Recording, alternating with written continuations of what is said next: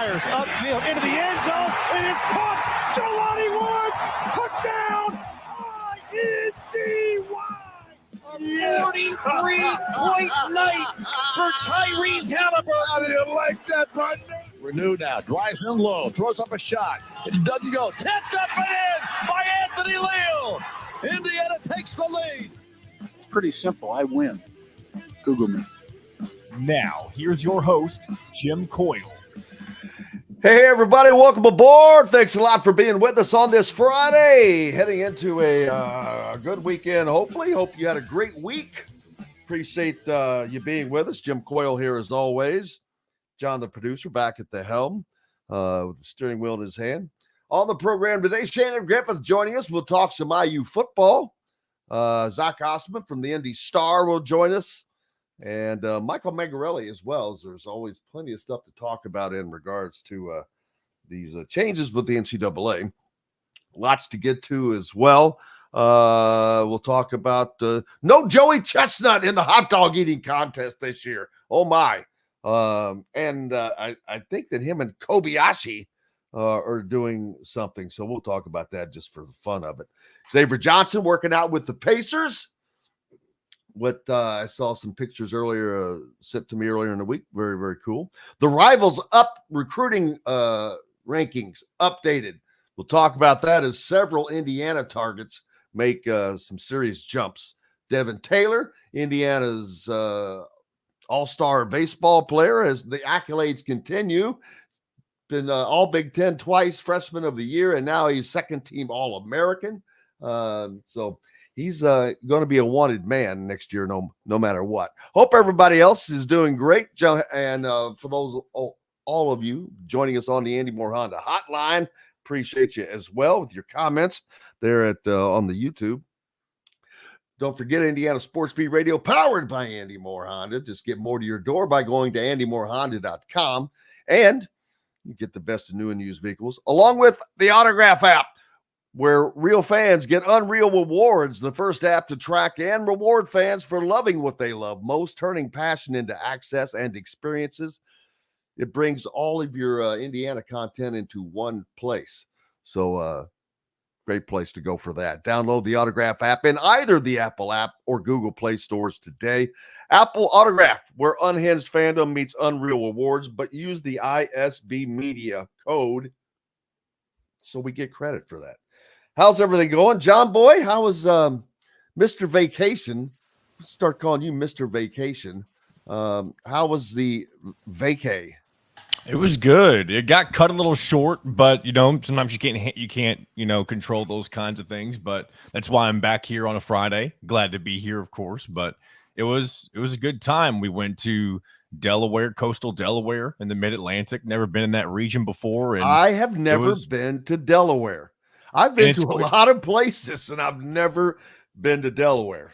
It's kind of a forgotten state. It's kind of Maryland's little brother. They're right next to each other. Nobody really thinks about Delaware. There's not a whole lot to do other than, there's beaches. There's Dover International Speedway. So I did see that, saw the Monster Mile, and, enjoyed ourselves for a few days. So it was definitely the racetrack. Yeah, the racetrack. NASCAR track where they have a NASCAR. Yeah, they didn't have NASCAR there while we were there, but we did drive by the Speedway. They have a walkover over the track. Oh, I didn't see that, but yeah. Well, I mean, where it's like over, like down the front stretch. Yes, I know what you're talking about, over the actual course itself. Yeah. What prompted you to go to there? So my wife and I have decided that each year we're going to try to go somewhere that neither one of us have ever been, and that was kind of the place. Well, I meant the track. Oh, I just knew we were going to be driving past it, and I wanted to see it. That's why we stopped there. Good deal. Curious. Yeah, no, it's a smart thing to do. I mean, I going to places like that, people don't do that enough.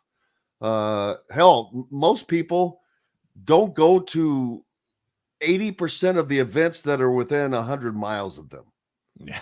I mean, that's not a statistic that is fact. It just, think about how many people in Indiana have not been to the Indianapolis 500. A lot more than you probably think. I've lived in Kentucky or at least near Kentucky for my entire life. And I've been to Churchill Downs, but I've never been to the Derby. Bingo. Exactly what I'm talking about. Yep. Crazy things like that. But that's just people fall into routines. It's easy to do. I'm no different. So there's that. No Joey Chestnut in the hot dog eating contest this year, John. They could use you. Yeah, so I did see that, and I also saw that you mentioned that he's doing something else. That he's doing a Netflix. He signed an agreement with a competitor to Nathan's. Nathan's Hot Dogs puts it on, and he signed an agreement with a hot dog manufacturer. I think it's an all natural hot dog, which is a competitor to Nathan's. And I heard that him and Kobayashi are doing a contest like on Labor Day or something. Yeah, it's going to be in September. And obviously, I feel like most people tune into the hot dog eating contest because it's 4th of July. So people have to be more aware that something like this is going on a different day. And I feel like, maybe it'll still be a big deal because you got Joey Chestnut, but I don't think it'll draw the Joey Chestnut and Kobayashi. Yeah. I saw somebody yesterday say Kobayashi's washed up, but what do I know? Washed up. We're going to have a hot dog eating league now. Live here on ESPN. We're just leaving our pickleball championship. Let's head out to the hot dog eating titles here out on the West Coast. Thanks, guys. We'll send it to you. That sounds like I could see that kind of programming coming. Crazy. I mentioned Devin Taylor, Xavier Johnson working out with the Pacers, which I saw a picture that someone sent to me that I think he was in the uniforms, but former IU guard Xavier Johnson will participate in a pre-draft workout with on Thursday, or he participated rather Thursday with the Indiana Pacers. A late addition to the workout, replacing USC guard Boogie Ellis.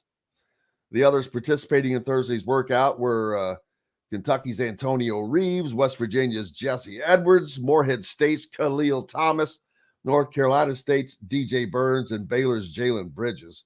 The Paylors have have 3 second-round picks in the upcoming NBA draft at number 36, number 50, and number 51. So be interesting to see what they do. But the big boy from North Carolina State, if you remember him, he's the big boy that kind of helped lead them to the unexpected Final Four run. But just DJ Burns, I just don't. Should never doubt anybody to be able to do anything, but big man without a 3-point shot, I just don't know. But we'll see. But good luck to Xavier in his workout there. And I mentioned Devin Taylor, Indiana's baseball phenomenon, now a second-team All-American, which is very cool. So congratulations to him on reaching that milestone. Indiana football gets another commitment, as we'll talk about this with Shannon Griffith, but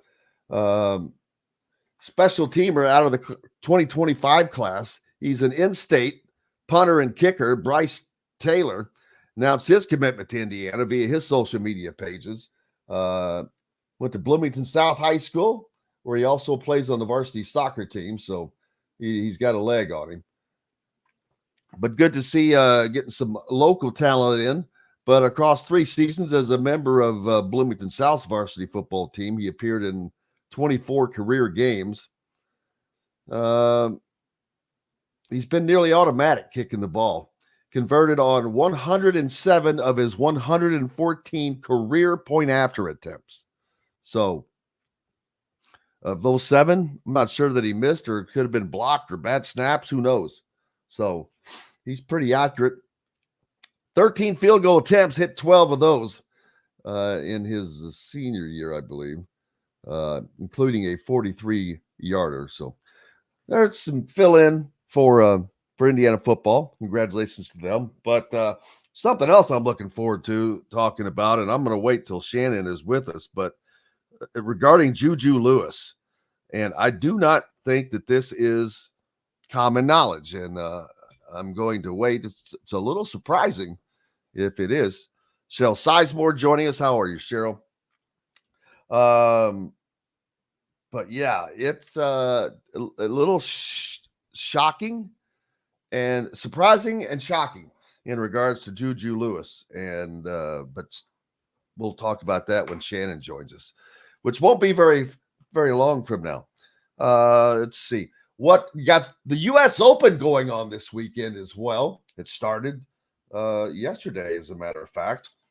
I have not heard that Scotty Scheffler has been arrested, so things are going better for him at the moment, or so far.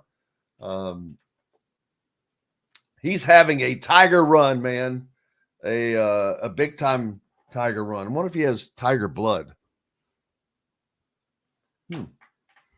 PJ or Mr. Cantley leading at 5 under at after yesterday. Any other Americans? Tony Finau's the closest American to him, at tied for 5th at 2 under, but 5 under, not bad for a U.S. Open. Man, they usually U.S. Opens are the toughest setups.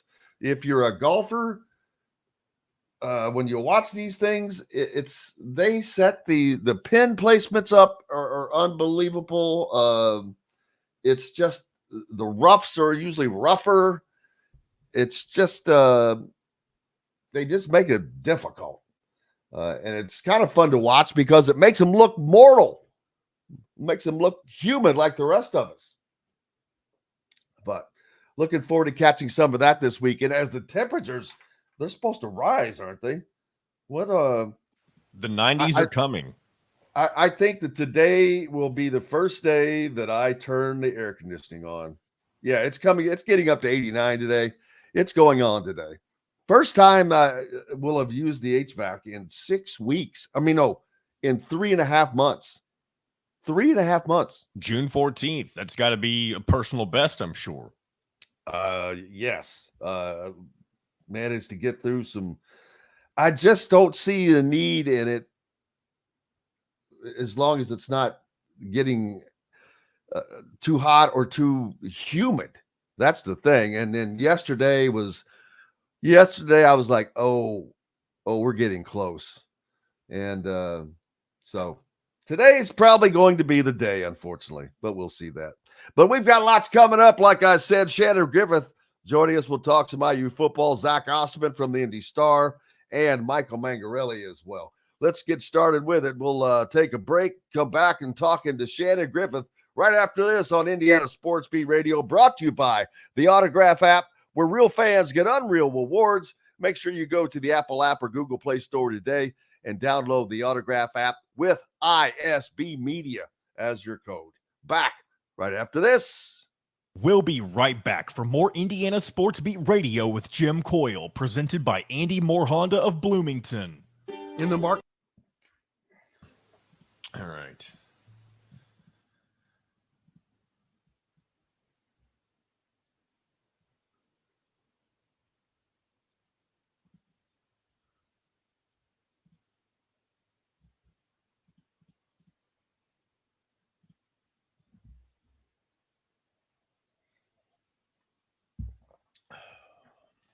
Bryson DeChambeau. I didn't see he was tied for 4th. Where's the stupid live scoreboard? Dang it.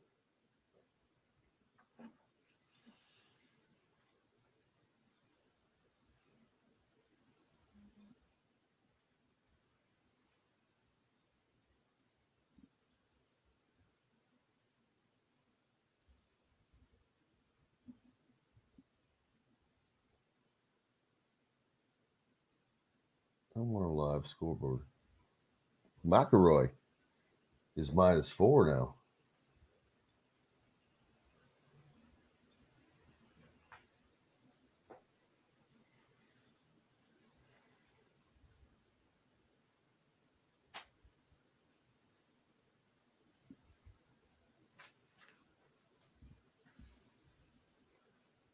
I could.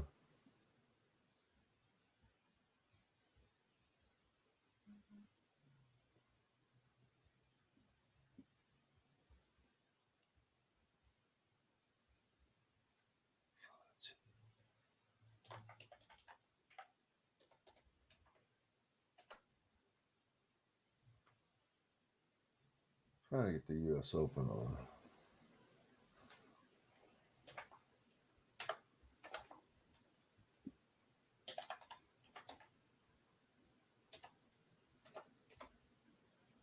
Oh, gosh dang it.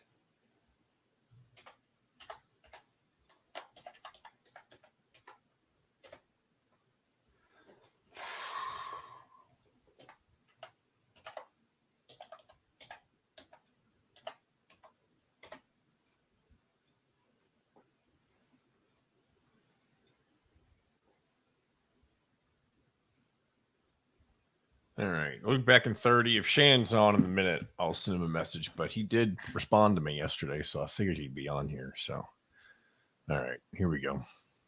Market and Table has the largest selection of in-house made products around and everything you need to make a gourmet meal at home. Or pick out a tomahawk steak or a grouper filet and enjoy it cooked to perfection in Chop Shop Steakhouse. Chop Shop, Market and Table, a part of the Wild Food Group, is your butcher, baker, and fish house, no matter where you live. This segment is brought to you by the Chop Shop, home of the Indiana football and men's basketball coaches shows. Welcome back to Indiana Sports Beat Radio with Jim Coyle, presented by Andy Moore Honda of Bloomington.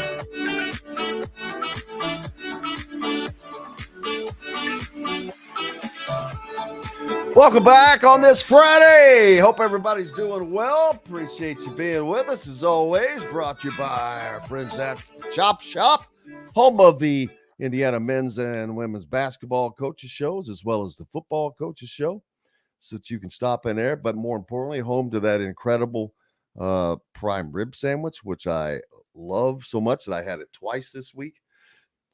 Chop Shop Market Table, home of those shows, like I mentioned, your local steakhouse, meat shop, caterer, no matter where you live.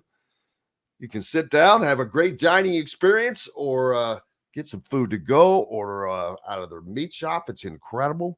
I'll be making a chicken dish that I'm going to try to make this weekend with some chicken I got from their tomato sun-dried chicken. That sounds delicious, doesn't it? Hope I don't kill it. John is the legendary producer. Maybe you should add that to your front name. The legendary. JTLP. I'll take it. Oh, you made me have to think there for a second. But I'm waiting for Shannon to join us. Shannon Griffith would have talked some IU football. And I mentioned Juju Lewis, the number one recruit in the country, who Indiana had in on a visit not too long ago. And I've been trying to research, and unless I have missed it, you guys can help me with this, but I cannot find, or I do not recall, Indiana men's basketball ever have they had the number one recruit in the country in on a visit? I don't recall that. Not to say that it couldn't have happened. I'm trying to remember. It just, I don't recall that. So I'm like, wait a minute. So IU basketball has not had the number one recruit in for, now I'm not talking about the last year, 2, 5 years. I'm talking about ever, as far as recruiting numbers go, which is mind-boggling if you stop and think about it. In Coach Kurt Cignetti's first season, they're able to get that accomplished, which, again, mind-boggling. But even more so than that,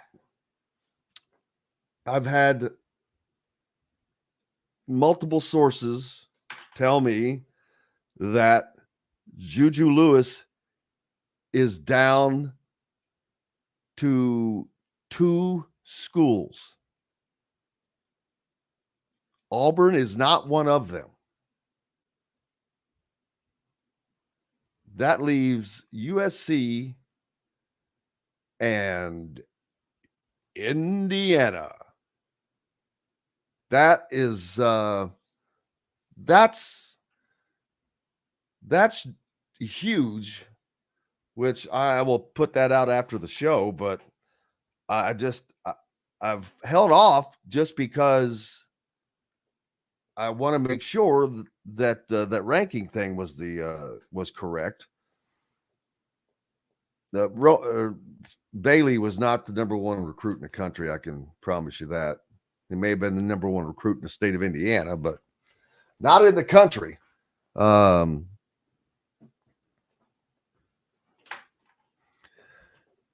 Cunningham was the number 1 recruit at one time, Heath says. He's been on an IU visit. Well, at one time, was he number 1 at the time of the visit? That's the question. Have they had the number 1 recruit in at the time of their visit? I'm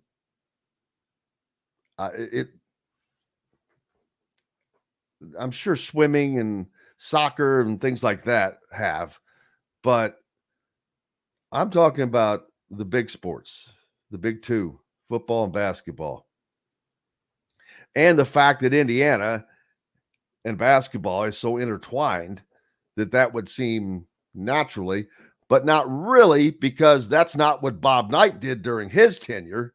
He got great players, of course, and turned them into even better players. But even Isaiah Thomas, I don't know if they had even had rankings back then, did they? That's another thing. The rankings only go back so far when they started doing that. So there's the question for us to answer today. And I mentioned that several Indiana targets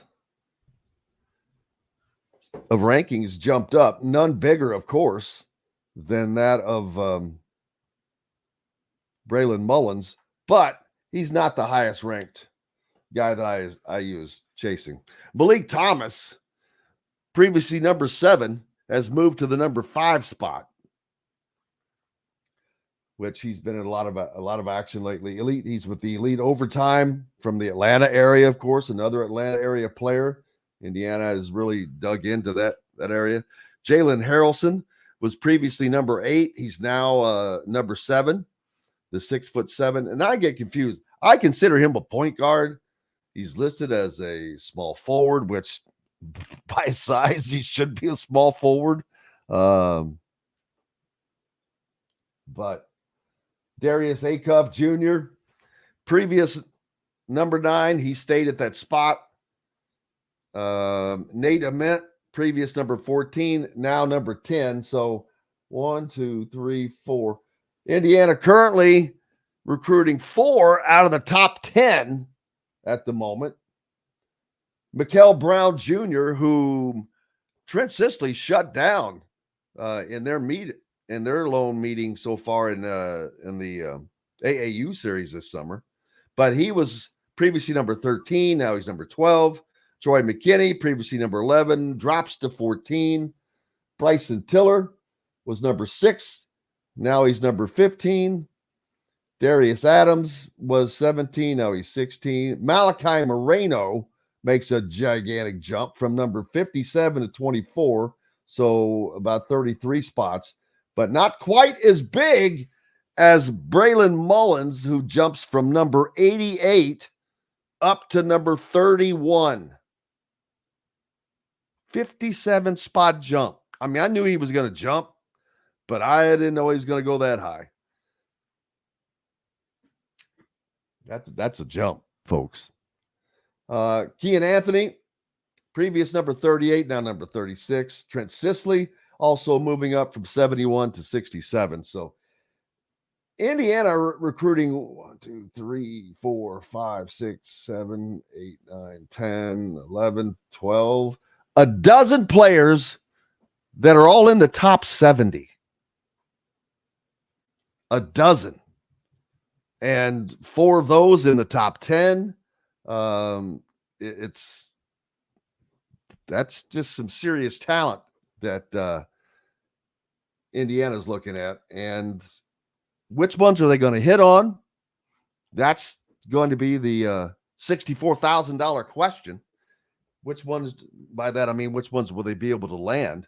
But my bigger question, and I look forward to talking to Zach about this later, is how do you balance the recruiting today with guys like this that are obviously elite talent and very high-end talent versus the portal?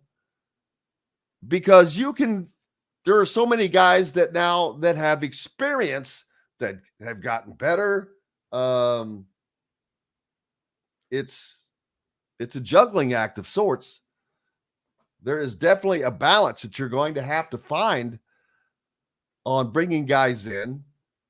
You're never going to know how many freshmen do you really want to have in? That's another question. I don't think, like I've said, and it's not a knock on Matt Painter or Purdue, but I don't think that anybody's ever going to really want to bring in 6 freshmen at a time. That's too many freshmen. That's too much newness.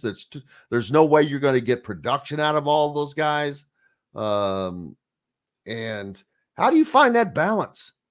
You have to bring in the right guys, because you're going to have people leave every year, no matter what. There's going to be, whether it's 1, 2, 3, who knows?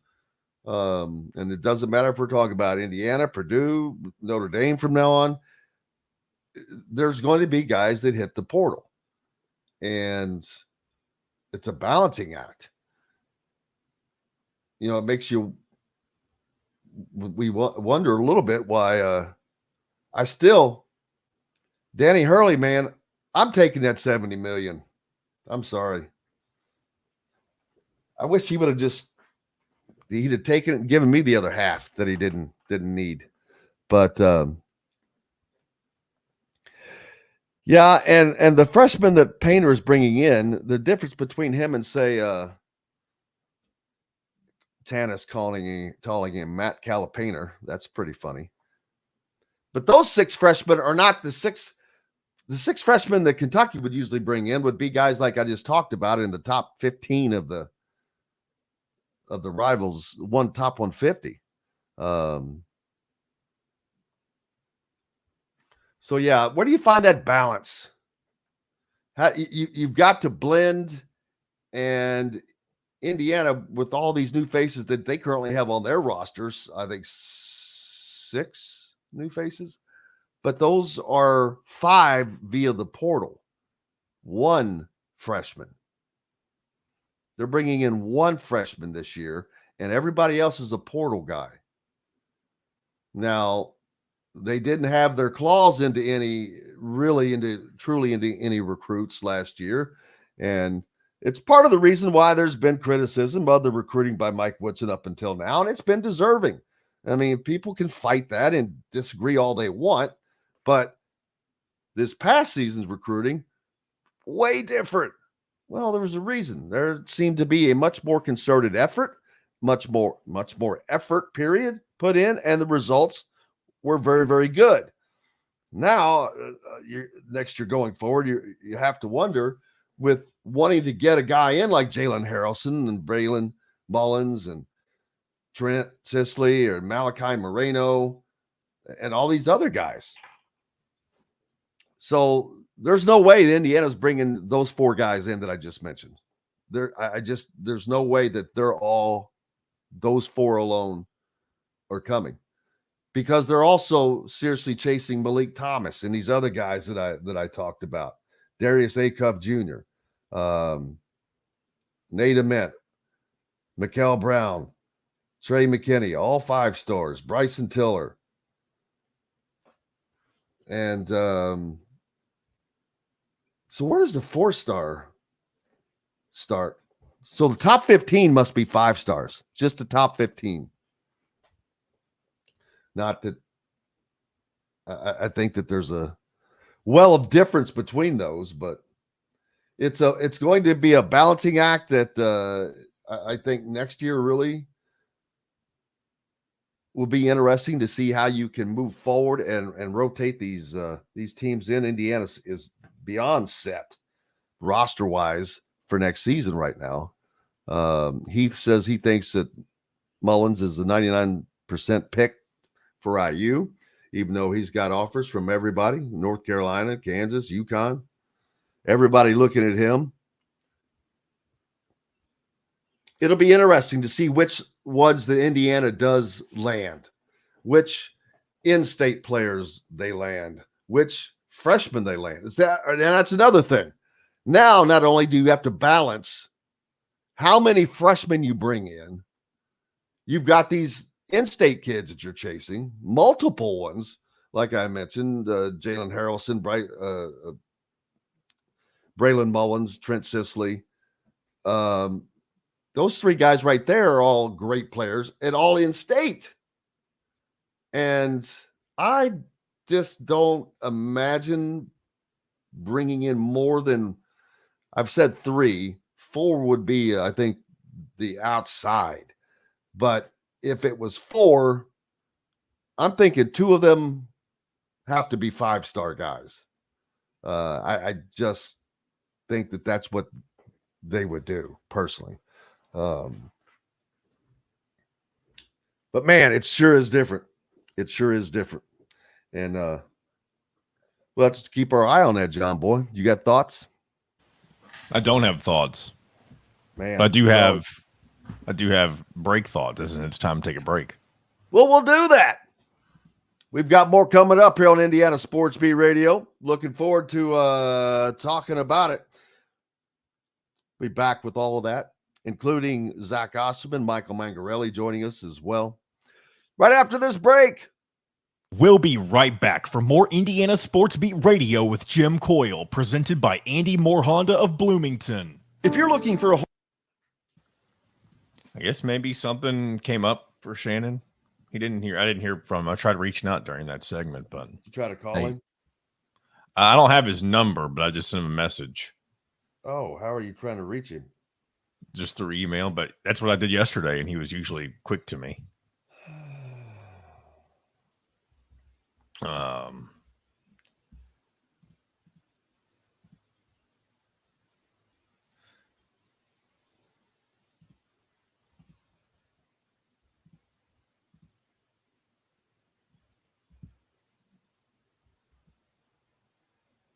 That's a good one, Tanis.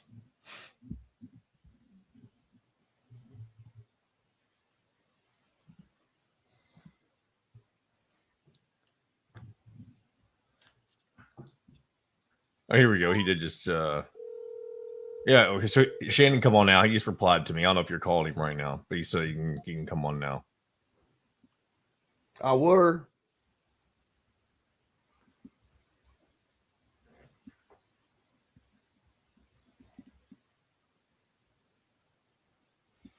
Yeah, so he said he forgot he had a meeting. He said he'll come on right now though if we'll still have him, which I said we will. Mm-hmm.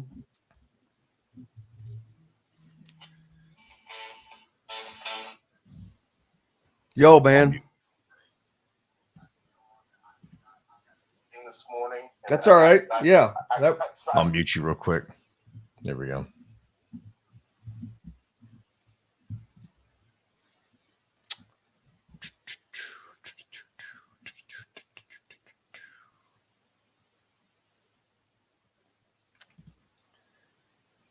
All right. Judy.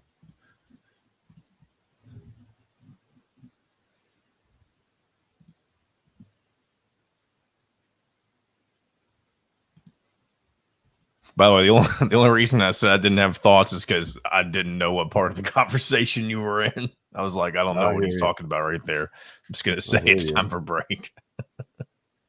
I know you were talking about recruiting. but I didn't catch where you were at that very moment of the conversation.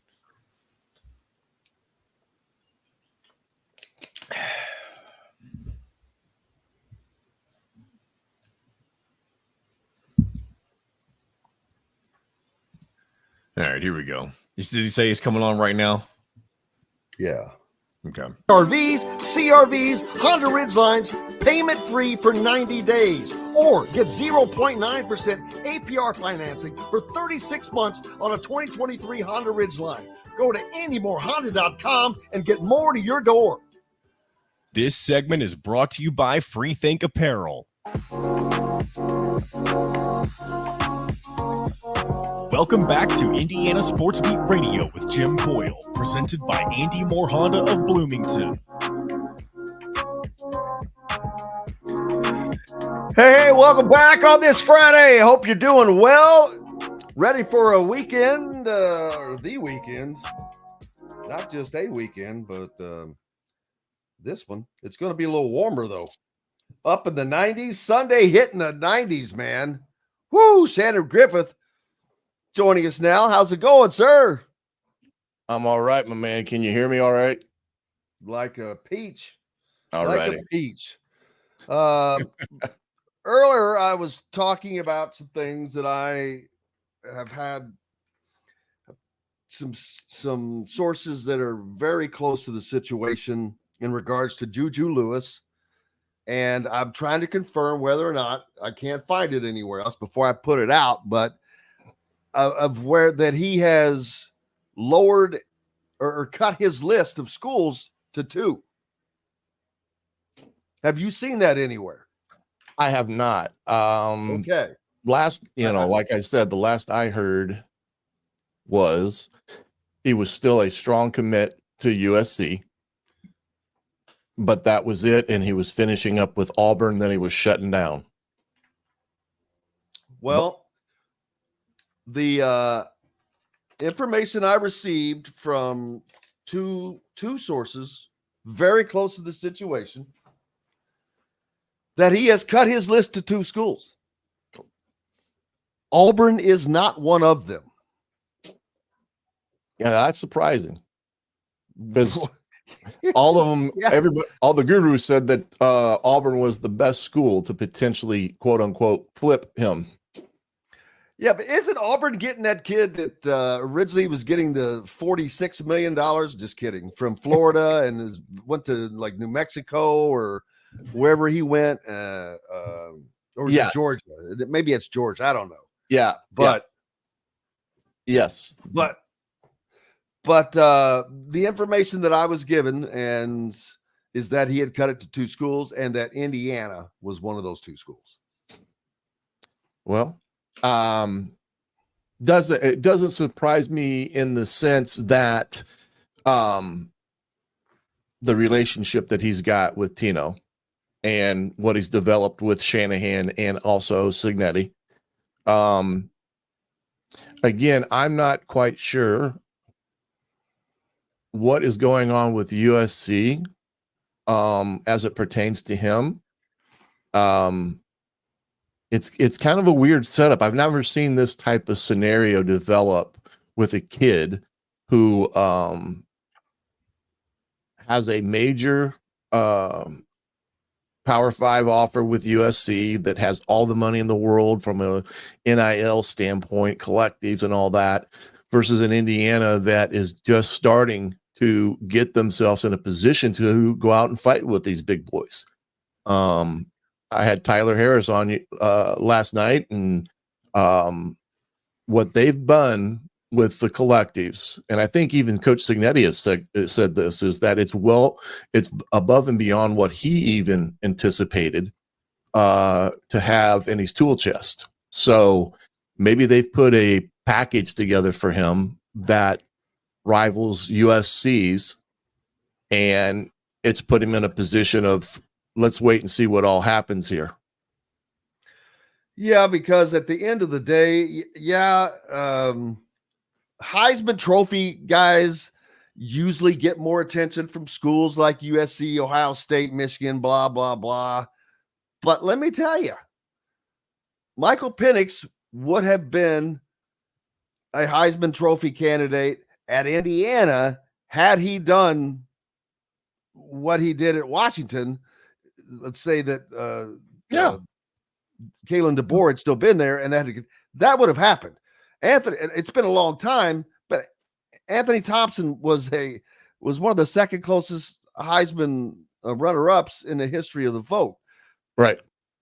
Trent Green was not a Heisman guy, but you might remember him. He played at Indiana. Nate Sudfeld has been in the NFL since he left IU. Mm-hmm. So and the fact that you're the number one recruit, period, playing in the Big Ten, you're not going to get lost. You're not going to get forgotten about.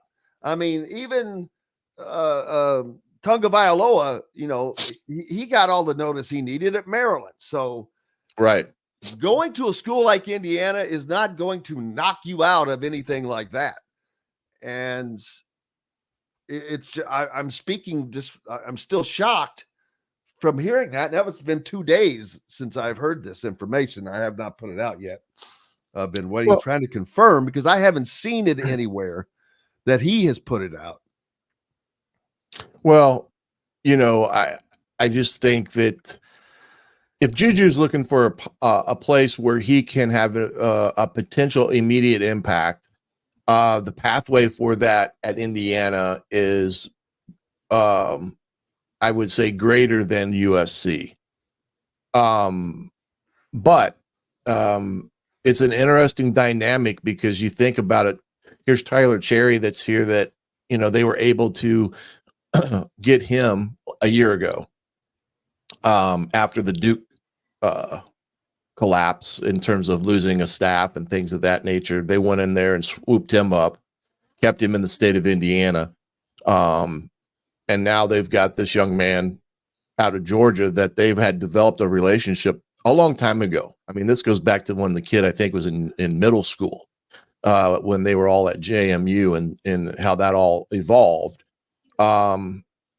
Sometimes relationships are a lot stronger than the name on the front of the school in some respects. And though that may be the biggest thing that's going in IU's favor, and maybe something that's tugging at Juju's heart a little bit.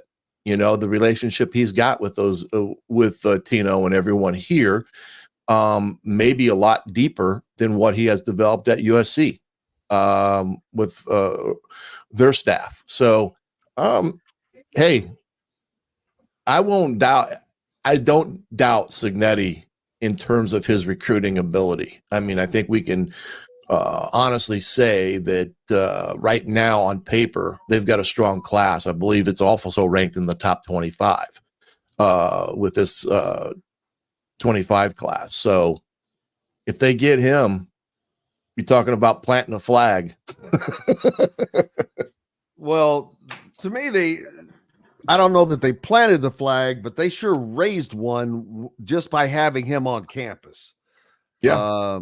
Because I was talking earlier, this is something else that I have not been able to confirm yet, but just out of my own personal memory, I do not recall, and the rankings only go back so far as how long they've been doing this, but I don't recall Indiana basketball ever having a number one recruit in for a visit.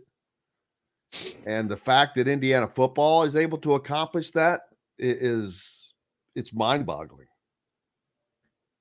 Yeah, that's a good question. That would be a good trivia question there. Trust me, I know it's, but I'm trying to confirm that because I want to have to get that out. But your crowd here in the chat to see if they can get the answer there. But that's a good question. I don't either. I've been hoping they would help me out. I don't. I'm trying to go back to the, way back in my mind with basketball. And although I'm not a aficionado like some of your fans in the chat are probably, and yourself, but that's a good question. Well, Buffalo Bill, our longest listener, says that the ranking started in 98. Sounds about right.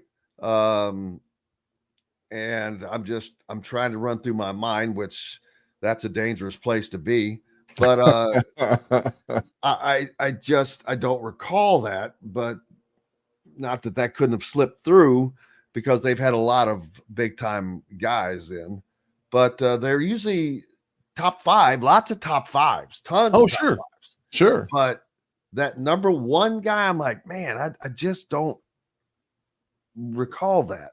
I mean, yeah, I guess you would have to go theoretically back and do something to the extent in the 70s and 80s, when the Isaiah Thomases of the world were out there. I would assume that he would have been a highly ranked individual. Oh, absolutely. I mean, George McGinnis, someone mentioned that a minute ago. Right. There's no doubt they've had some of the greatest players. There's no doubt. It's just the optics of having the number 1 recruit. That's what it comes down to. Well, they've got for Indiana football to do it is mind-boggling. Well, and they've got that kid coming in this weekend, I believe, the edge rusher, who's I believe another top kid, and maybe a 5-star if I can't remember.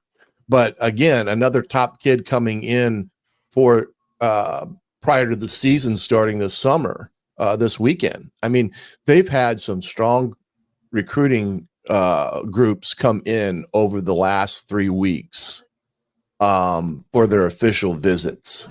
And for the fact that they get those kids on campus that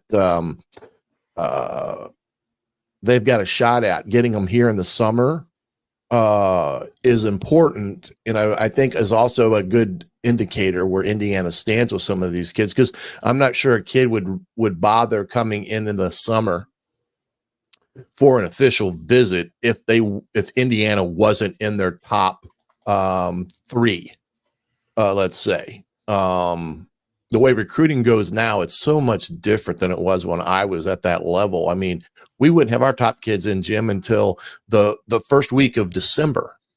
Back in the day, we were trying to get those kids that were our top kids in prior to the Christmas holiday. Now they're trying to get them in before 4th of July. Well, there's no doubt that Indiana's recruiting is just going to continue to go up. Winning does that, obviously, but the sheer fact they're able to get some of these guys in that they're getting in, you mentioned the edge rusher with it being a 5-star. They've never landed a 5-star. That I do know. They have not landed a 5-star football recruit. Now, if you count the kicker from Bloomington South that just committed, I believe he's in the 5-star category as a kicker. Now we can debate whether that's okay. How about we'll go to non-5 or never landed a 5-star non-special teamer. Yeah, but that kid's a pretty darn good kicker now. I mean, I mentioned him earlier. He has got a strong leg. That's just, he played soccer, so that's a big part of it. But that the recruiting, I'm telling you, it's not about flash. It's about putting the right parts in. Yeah, and I know we in the general public maybe get wrapped up in the number of stars behind a kid's name. I don't necessarily think that's Signetti's, in his mindset as it pertains to when a kid is presented, hey, this kid's, how many stars is this kid? He don't care about that stuff. He looks for what he can see on tape. And, this is a talent that he brought from his days at Alabama when he was first there with Nick Saban. I mean, he was on the ground floor of that resurgence in Alabama back then. And I believe he's one of those guys that has a unique talent and eye to evaluate kids, and not just on tape and how they play, but in person and all the things that you do through the recruiting. And say that's the kid we need to go after. And when he makes that decision, they go after him. And the staff that he's got put together with the youthfulness as the whole, those guys are relatable. They can relate well with these kids. They can form relationships because they're good people. That's the thing about the staff, is that they are good people. And don't undervalue the relationship that a coach can develop with a kid, because it's showing right now. Getting a kid on campus in the summer for official visits tells you a lot as it pertains to those relationships. So again, this is all hypotheticals on paper and what they may or may not be. Eventually it will be determined, their productivity, when they put their foot on the grass and put their hand in the ground and play a game, and you can evaluate their ability then. But right now you got to be very optimistic about what is on paper for the recruiting class that is, for this recruiting class upcoming. Not just a recruiting class, but the entire swing, the pendulum swing of the program. No question. The buzz, the recruiting, the schedule. I've talked about that a lot this week. Getting back to Juju and talking to those sources, it's the relationship's a huge part of it, but it's the development of, he knows what he wants and what he needs. And I think he knows he could probably get that from Tino Sunseri. Oh, no question. Yeah, no question. Their development of quarterbacks at JMU, again, they have a track record of kids that they have put under center, whether it's been a 3-year starter or a 1-year starter, and developed them to be where they were the player of the year in their conference. Those things matter to a kid that maybe has aspirations of going to the NFL. And those are the things that kids are looking at nowadays, especially a kid like Juju Lewis. I mean, if he burst on the scene, whether it's at Indiana or USC, and he has those first 2 years that he's under center, or 1 year if it's after his sophomore year, he's one of those guys that's looking to go to the NFL, and the fastest way he can get there, and how that all plays out into his overall development. There's no question right now that he feels that Indiana is a place that he can get what he needs to make his ultimate dream come true of playing in the NFL. And a lot of people will hate to hear that. Oh man, I'd hate to hear him just come and go to the NFL. But they have to wait 3 years. 2, I think. I think they have to wait till after their sophomore year. That would be a quick enough churn that you could come here, not sit too long, because you look at that quarterback room. Let's say that he were to come here, Rourke would be gone, but that would leave you with Jackson, Cherry, Mendoza, and some guy named Juju Lewis. Yeah, that's the thing that I think they've hit on. The path for him here is a better path potentially for him rather than USC. But I think they give him that they say, hey, look, you're going to come here and compete, not promising anything, or however you want to say it. But I think Coach Signetti is one of those guys and that can lay out a path for a kid where he can have a rational discussion and say, look, here's the best thing about us, and here's the path and how we're going to get you there, and this is what we're going to do to develop you. Yeah, it's going to be a good one. Next time we'll have a discussion about wins. How many wins you actually think that they're going to get this year? I know how many I think that they can get, but how many they will get, I've kind of it's almost weird to let yourself actually think, because it is as possible as it's ever been for this to be I don't want to call it a historic season, because They did some big things a few years ago, but for historical purposes. But man, look forward to it. Look forward to next Thursday being back on the regular spot. No problem. We'll have you back in a regular move. Well, no problem. My apologies. I was forgot about a meeting I was supposed to be in this morning. So, well, that always happens, man. That always happens. I hope you have a great weekend. You too, partner. Good to see Shannon you. Griffith joining us here on Indiana Sports Beat Radio. As always, we've got more coming up, including Zach Osman from the Indy Star, Michael Mangarelli, former NCAA attorney as well. And brought to you by our good friends at Free Think Apparel and Promotions. Whether you need 24 T-shirts for your upcoming family reunion or hundreds for this season's softball, baseball leagues, whatever you need, and a myriad of other things, just go to their website, freethinkapparel.com today. And just give a look at all the different crazy things that you could do. Wrap a vehicle if you need it even. We're back with more right after this. We'll be right back for more Indiana Sports Beat Radio with Jim Coyle, presented by Andy Moore Honda of Bloomington. In the market for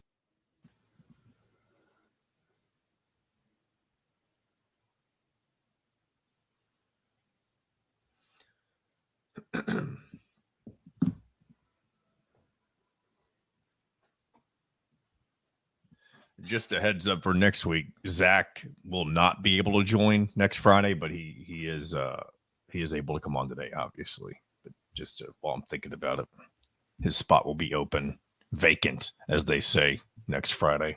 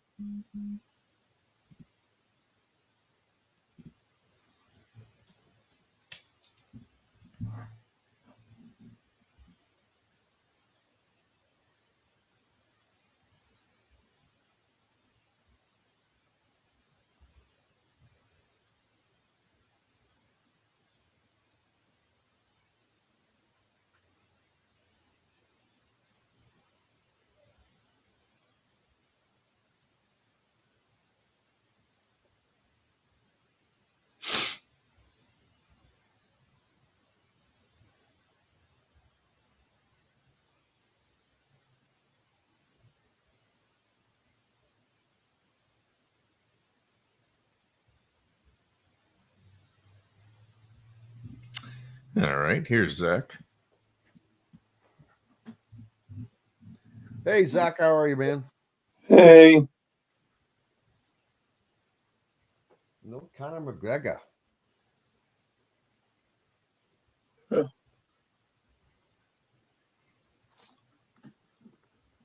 That was this week, wasn't it? How are you doing? Good, you?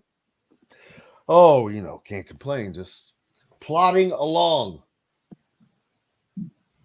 Reading about Conor McGregor not fighting in the UFC. All right, here we go, guys. 20 seconds. Just Stonecrest Signature Series house plans. We have several lots available with scenic views of the golf course. Contact Amy Rhoda with Rebesco Real Estate for additional information. 812-583-0919 or go to mystonecrestliving.com. That's mystonecrestliving.com for more details. This segment is brought to you by Hoosier Hanks East. Welcome back to Indiana Sports Beat Radio with Jim Coyle, presented by Andy Moore Honda of Bloomington. Welcome back, Indiana Sports Beat Radio here on this beautiful Friday. Hope you're having a great weekend, ready to get to it. Zach Osman from the Indy Star joining us. Zachary, how has your week been? Oh, pretty good. How about you? Not bad. Just busy plodding along, looking for the next thing that's coming up, which we've got new rankings out from Rivals and basketball rankings, and not unexpected at all. Several guys took jumps. Braylon Mullins, of course, we all expected to take a pretty good jump, but I'm not sure I expected the jump that he took from 88 up to number 31. And then overall, Indiana is recruiting 4 guys that are in the top 10 and about a dozen that are in the top 70. So, which is a great menu to look at. But my question, and I mentioned earlier, I was looking forward to talking to you about this, is, and I wonder going forward, how will, with you've got Trent Sisley, Braylon Mullins, Jalen Harrelson, the in-state guys that are all highly sought after, and then the other guys that are not in-state. It doesn't matter. But how is the balance going to be achieved of recruiting freshmen as opposed to using the portal? Because the portal, obviously, you can see the experience that they've had. You can see the jump that they've made. And of course, freshmen are freshmen. Even 5-star freshmen don't always provide quite what you might think that they do. But there's going to have to be a balance to this going forward with a roster. I look at Purdue as an example, and I think that there's no way a team can bring in 6 freshmen. Like, this is not the old Kentucky days where 5 of the guys were in the top 10. But that's a lot of freshmen to have. And so I'm wondering how, what's that number? Where's that number going to be? 3, 4, maybe max? I can't imagine you would bring in a bigger class than that just because of not knowing what your needs are always going to be, because you don't always know who's going to hit the portal. So there's always going to be a ton of questions. Yeah, I mean, nobody really knows. I mean, that's the answer is no one knows for sure. And, you can have the best laid plans. And, I've seen people, for example, say, well, why doesn't Indiana recruit some kids from the state of Indiana that, will be happy to come and sit for a while and develop and whatever. And then, they'll play when they're older. And then you accentuate that with transfers. And I think that the problem is that requires a lot of assumptions. Like, a kid can love Indiana, can be excited about his Indiana offer, can be, all in on the idea of playing in Indiana. But if he comes to IU and he sits for a couple years, there's every chance that eventually he gets to a point where he says, I think I'm actually ready for something else. Or he comes in and he doesn't develop the way you think. And then if you're a coach, you have to take a difficult decision of basically, do I persist with this player? Do I move on from this player? What's the right decision essentially? There are just, it is much more complicated than it used to be. And listen, there are good reasons for that, or justifiable reasons for that. A lot of them centered on the fact that athletes should have had, more of these opportunities and more of this autonomy, to begin with. But it's still, I don't think there is necessarily a clean answer to that question right now. Now, I think the question maybe we're all asking, to some extent here is, as we introduce anything from revenue sharing to the potential for collective bargaining to more defined roster limits and different things like that, can we get to a place where, maybe if you are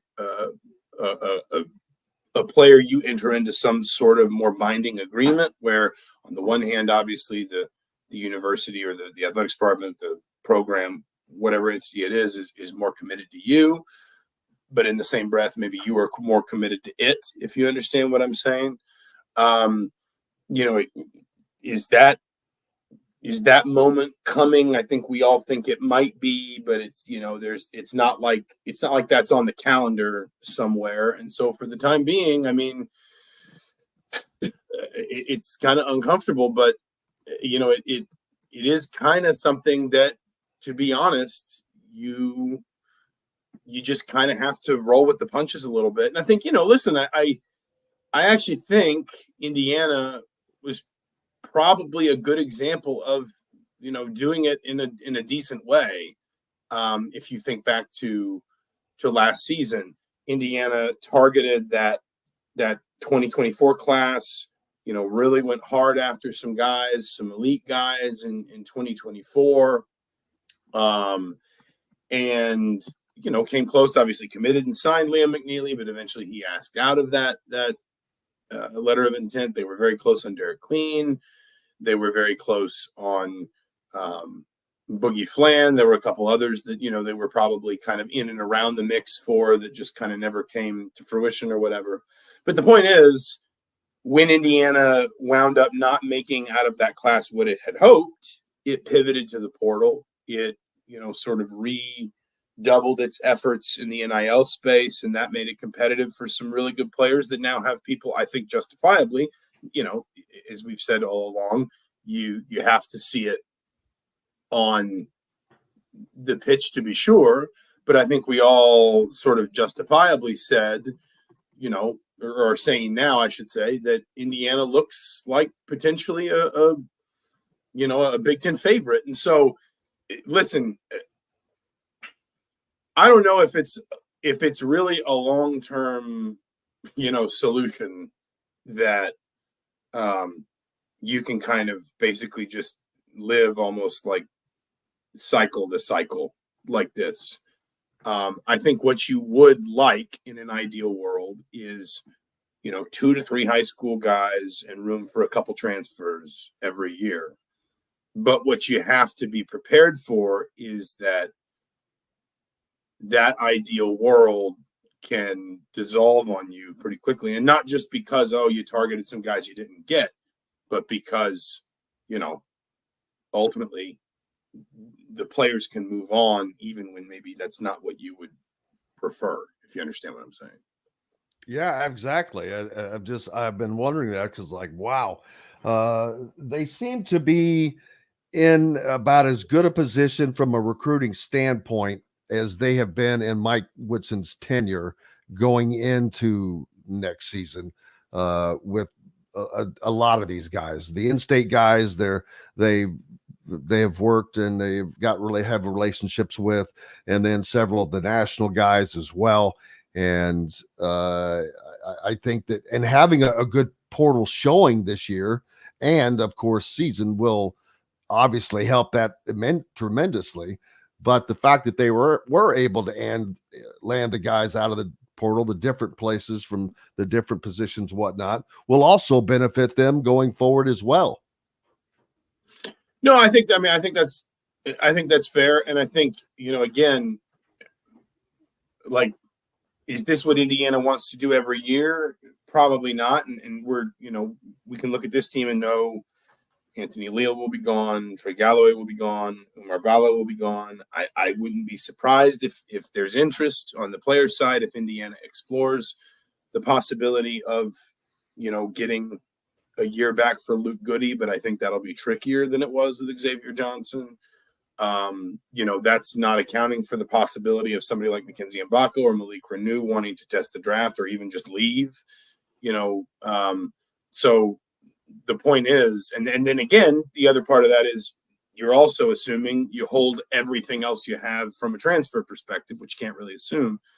So, I mean, Indiana's going to be back in this, you know, this mode again, probably next spring, and not because of some reckless roster management, but because this is just life. I mean, this is just how it is. And I agree with you that, you know, certainly in the NIL era, you know, Indiana has probably kind of, you know, Indiana is probably in as robust of a position as it's been, you know, through that entire period.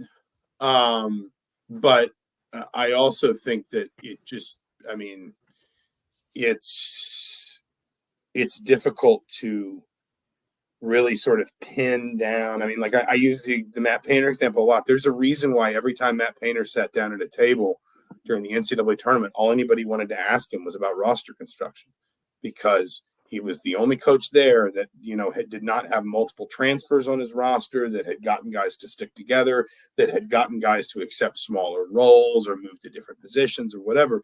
And I'm not saying Matt Painter's a genius and everybody else is playing catch up. I'm saying that you are almost in kind of a place where you just have to you basically just have to, sort of take it as it comes, do it your own way, not look at what someone else is doing and say, oh, we're doing it wrong, they must be doing it right. And just try to, put it together every year and maybe get yourself to a place, yes, where things are a little bit more stable. But all it takes is, one or two departures you didn't plan for or you wouldn't prefer, and stable becomes unstable pretty fast. And I think that I wouldn't be shocked if in the near term we see a push for coaches to get more time with players in the summer, because I think these summer workouts are becoming so much more important now, that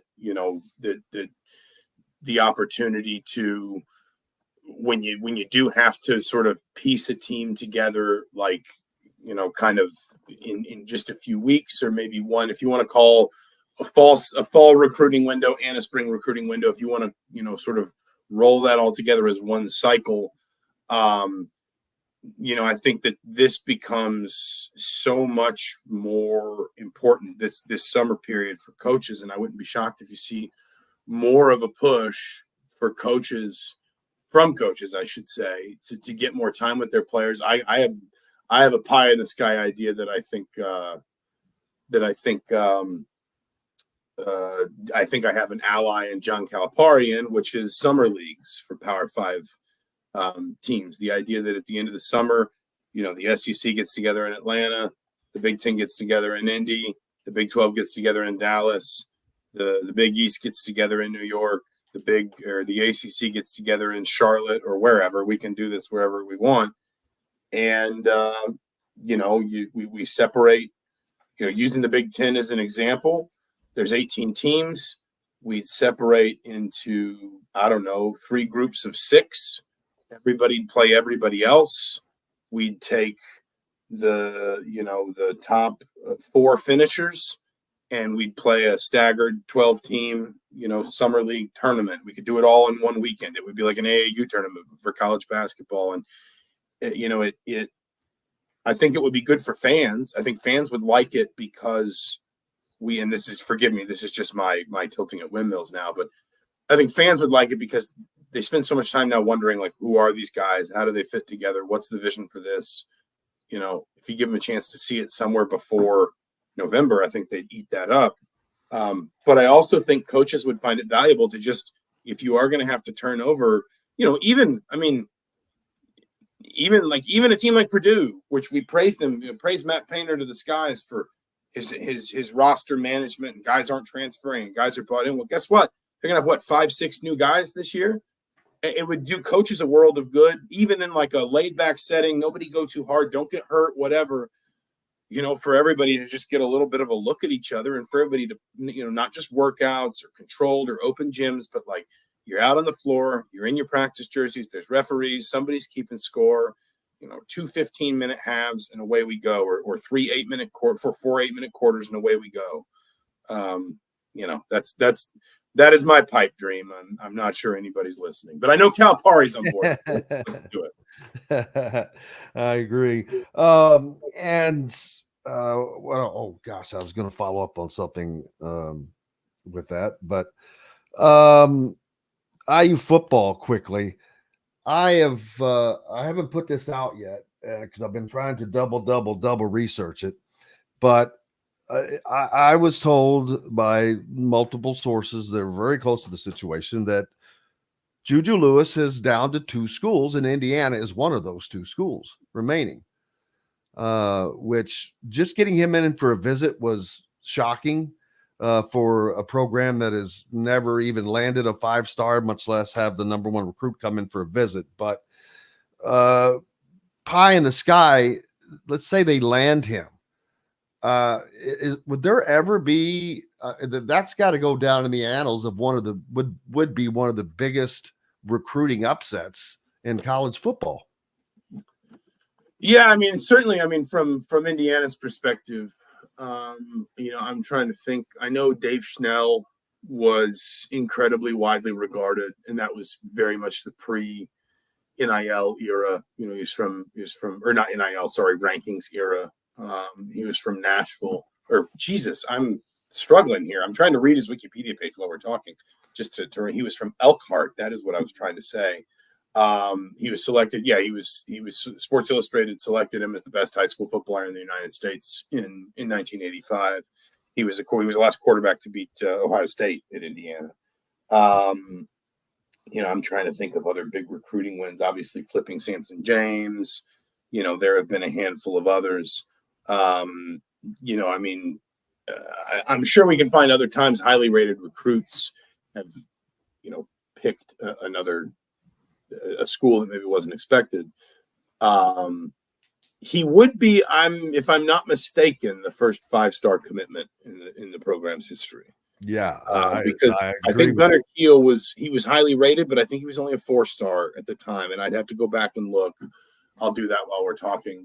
Gunnar was up there. He was the number 1 rated pro-style quarterback, but I want to say Gunnar was not a 5-star, or at least not when he committed to Indiana, and his ranking might have changed.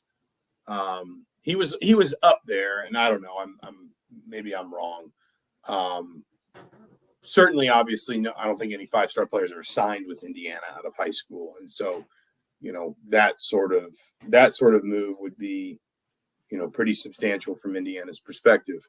But the old Steve Spurrier adage. Until somebody's name is on the line, a commitment just tells you who's out in front. So there's miles to go before, even if he were to flip to Indiana, there'd still be miles to cover before you could, start printing the names on the back of jerseys.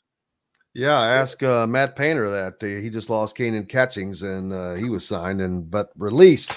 So last thing, Jordan Hull's added to the TBT team that Indiana's putting out this year, or the Indiana alumni assembly ball, which is pretty cool. Very unusual to see it was just a couple of years ago that someone was wanting to it was a player though that was wanting to play in one of the Kyle Guy things, and they weren't allowed to do that. But it'll be pretty cool to see Jordan was at the top of his game when he took the job at IU in Europe still. I mean, look at if you've seen the whole roster. Troy Williams is in, Miller Kopp, Yogi obviously, Ferrell. Juwan Morgan, Race Thompson, Devontae Green. I thought I saw Yogi Ferrell. He's not listed on the website. Well, I think was shown as. I know at one point he was announced. He's not listed on the page, and Jordan is. So, that's we'll see. But either way, the point is this is a not unimpressive group when you kind of add it all up. You've got guys playing in Europe. You've got guys in the G League. Obviously, NBA guys will or maybe peripheral NBA guys will dip into this. If you are kind of established in the league, you're probably not going to do this as much because this is your off season and you're trying to kind of focus on getting ready for the next year. But this is Indiana's kind of, first run at this in terms of they've never had at least to my knowledge, maybe I'm wrong, but I don't believe they've ever had a TBT team. No, they have not. And this is obviously all going to be at Butler, which is going to make it even more, probably engaging for Indiana, just in the sense that I suspect you'll see a lot of IU fans at these games, at these events. And it's been interesting. I remember when the TBT started probably about, 10 years ago now.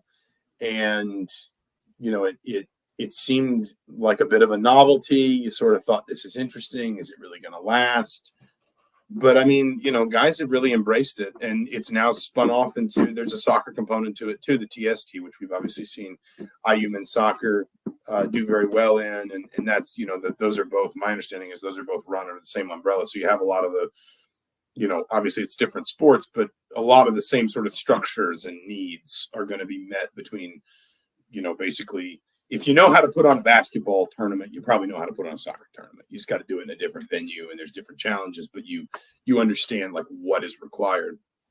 So it's gone from something that felt sort of like a novelty to something that has almost kind of, found a place on the annual basketball calendar. Like, I think there are people who genuinely get really invested in the TBT, and I think Indiana fans are obviously going to be kind of on that list this year. What's up next for you, sir? I'm taking a little time off. So, boy, that sounds like a winning combination. Yeah, no, I know the heat's coming, but I'm enjoy it. Back in just a few days. So, well, enjoy it. We appreciate you, and hope you have a good little rest. Absolutely, I'll do it. Thanks for having me, Jim. You betcha. Zach Osterman from the Indy Star joining us here on Indiana Sports Beat Radio. We've got more coming up. Former NCAA attorney Michael Mangarelli joins us. Plenty to talk about with him. I want to talk about contracts. Why can't these athletes sign contracts now? With all that's going on, they have all of the they've got all the power. But we'll talk about that and more. Brought to you by the Ugly Grouper down on Anna Maria Island, Florida. For those of you who are already in the area or that you will be, make sure you stop by and enjoy their incredible meals, locally sourced seafood, your favorite cocktails and craft beers, and live music every day. In addition to that, it's family friendly. They're on the place to be, Anna Maria Island, Florida, the Ugly Grouper. Back right after this. We'll be right back for more Indiana Sports Beat Radio with Jim Coyle, presented by Andy Moore Honda of Bloomington. Formerly. Good morning, Michael. Good morning, voice in the sky. Sorry to keep you waiting. I know we went a little long on that last segment. No worries whatsoever. I'm in full bore Friday mode, so there you go. It's all good. Oh, I'm tired. Oh boy. Somebody needs to get to Friday mode quickly, it sounds like. Yeah.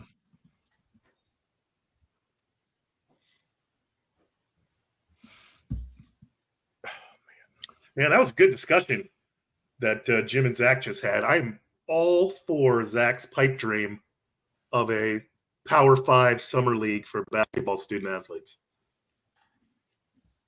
Yeah, I heard somebody else mention that the other day. I can't remember who it was, but I guess the more it gets talked about, the more likely it is to potentially become a reality, I'm sure. I mean, have the collectives run it. They can sell sponsorships. There can be a NIL payoff bag to the winners at the end. It gives coaches better chance to have eyeballs on their players and how they play together.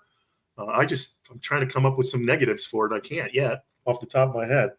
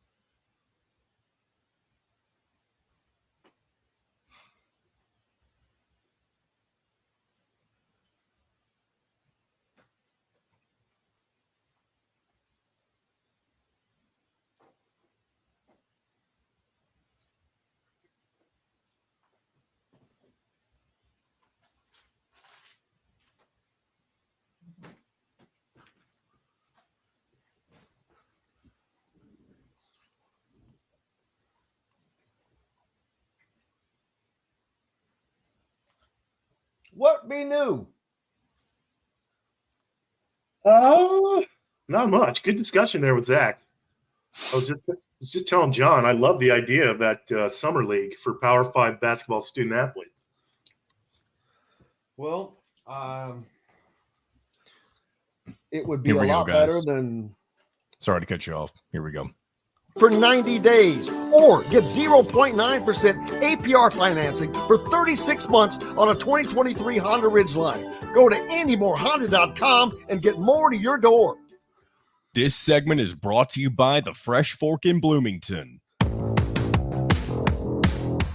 Welcome back to Indiana Sports Beat Radio with Jim Coyle, presented by Andy Moore Honda of Bloomington.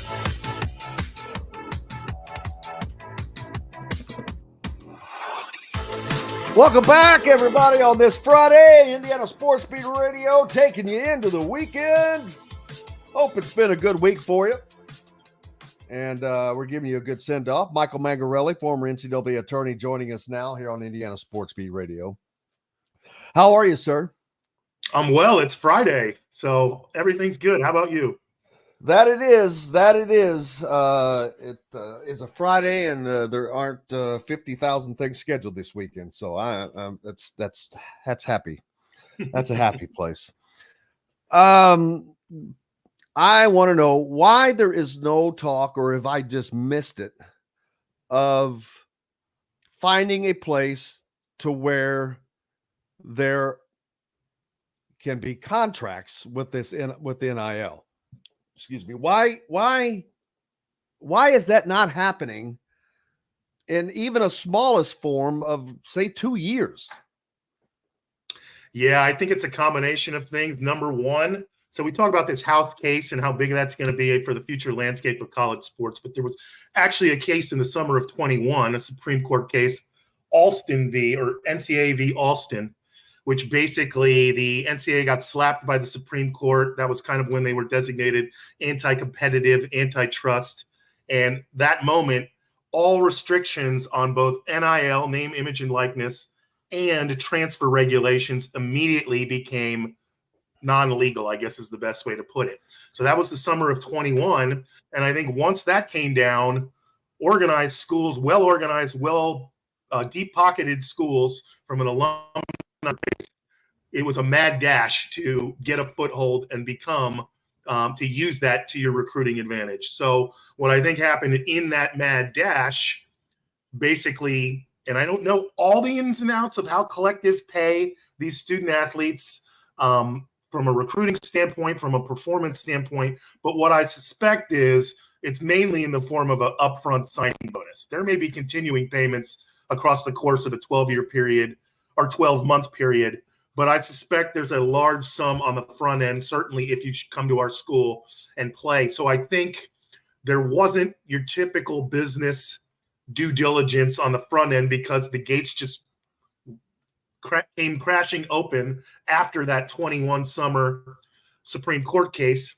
And I just think it became a quick case study in upping the other collectives.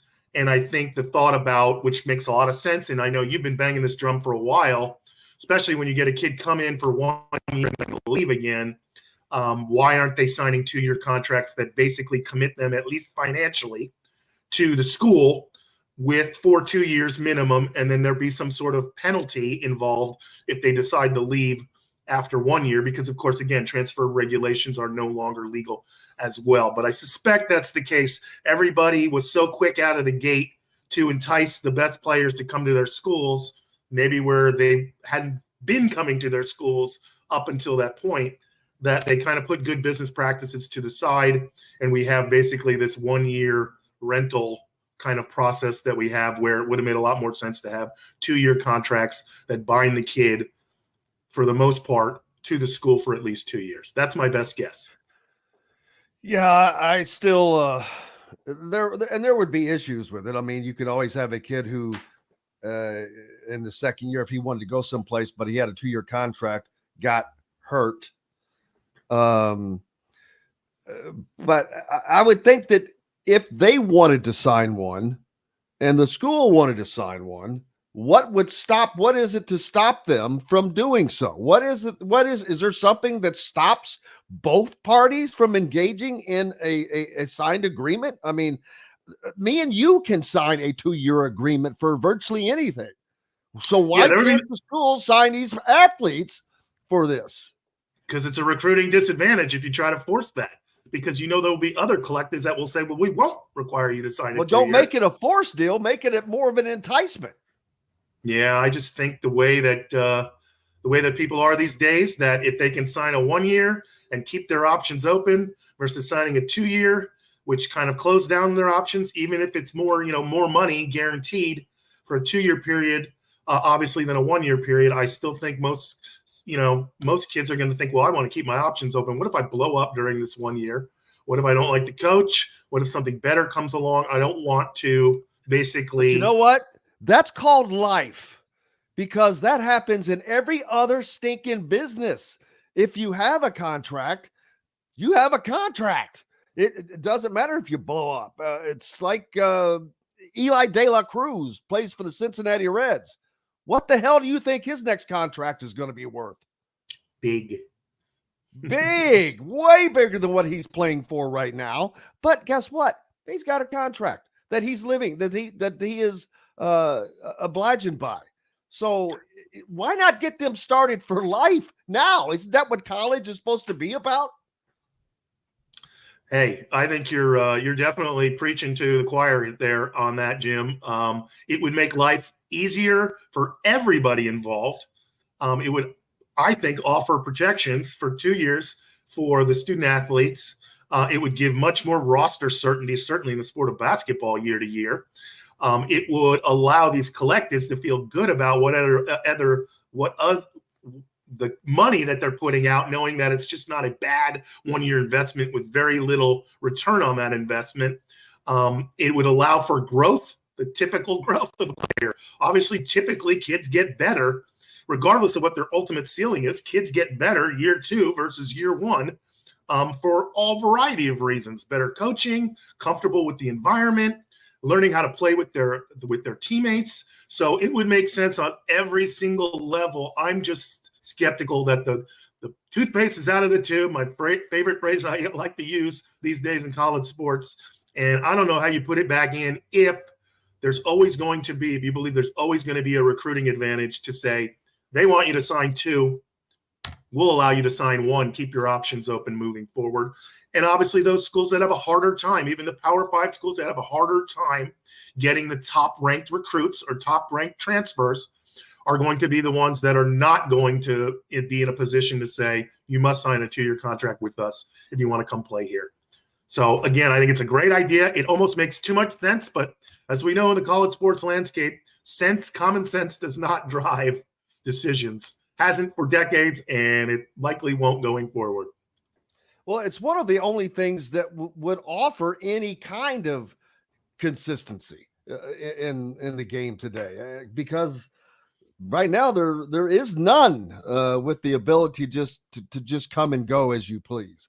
And I think that would make everything better. It make everyone happier, except maybe even the players. They're not like they're going to be unhappy. My God, you got a 2-year contract that's going to pay you $1.6 million. Shut up. Those are not problems. That's not a problem to have, or that's not a problem. There's the beauty of contract law. I've always thought, as the lawyer, I've always loved contract law because you can build something to cover almost all contingencies. So in theory, you could say, if you're worried, student athlete 1, that, you might be signing a deal that after a great first year is already kind of outdated from a compensation standpoint, well, then build in some performance escalators that if you meet certain benchmarks during year 1, guess what? You get a bigger bag for year 2. So there are easy solutions, but I think it ultimately comes down to the recruiting advantage. And then the other piece to this, I think, is that athletic departments want to be closely aligned with these NIL collectives for obvious reasons, but they don't want to be too closely aligned with these NIL collectives because it gives them that layer that could become important for them depending on what circumstances, whether it's Title IX, whether it's crossing the line into recruiting violations to the extent that still exists.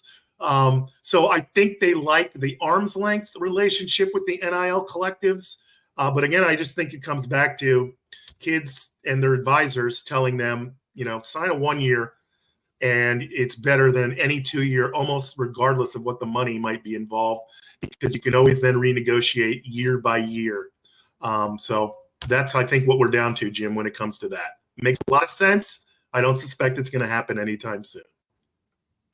Well, making sense, NCAA, that does not go together in the same sentence, as we all know, but yes, we do. We'll have to wait and see.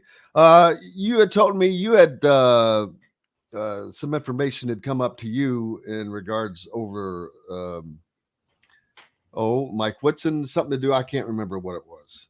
Well, we're not going to, we won't identify any specifics, but what I'm hearing amongst my colleagues, I'm not a journalist, so it's not like I have sources. I just have colleagues, former colleagues that I reach out to. Once the I guess it was 3 weeks ago, roughly, the NCAA and the Power Five came out and said, we agree to try to settle this House case. I think a lot of high profile Power Five coaches in football and basketball, and I think most likely those who are feeling that their seat is getting a little hot, have delivered an unequivocal message to their deepest of deep-pocketed typical athletic donors. And the message is something along the lines of, this is the year to dig deep and to put as much money as you care to within our NIL collectives, because regulation is coming, and this is the year to take advantage. The last year is the message to take advantage of no restrictions, no regulations. Now is the time to go all in on funding these collectives. I don't necessarily agree with that.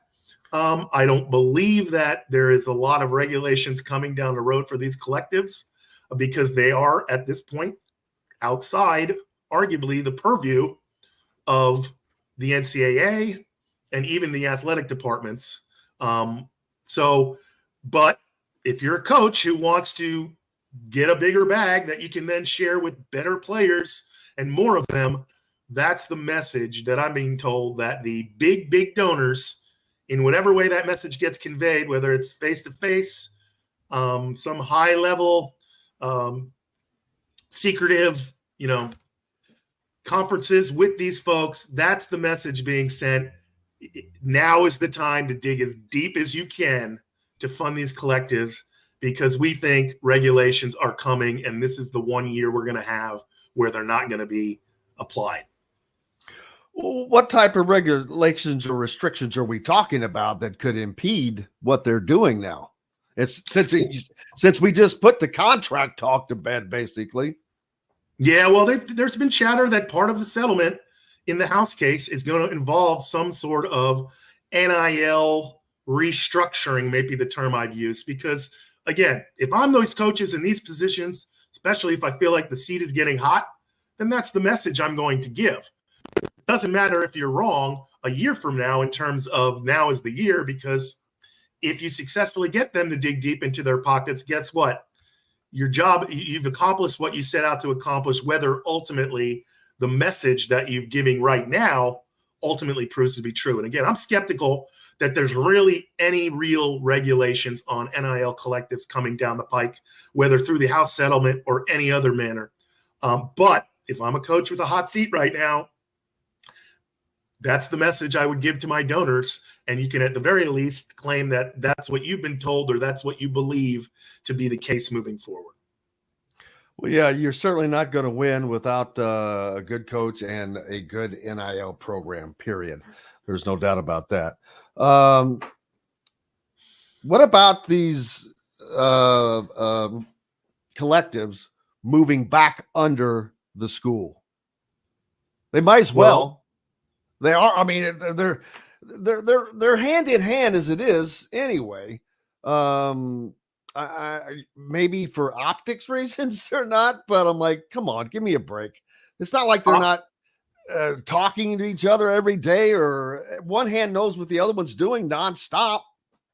Absolutely. But again, I think there are legitimate reasons why athletic departments would like to keep the current setup versus bringing these collectives more officially, whatever that might mean, on board, or more officially aligned with the athletic department that they're providing the funding for the student athletes for. And whether that's because of pseudo recruiting restrictions assigned to money that you can provide these kids, which is laughable, but as it stands now, I believe that you're not supposed to be recruiting with NIL money.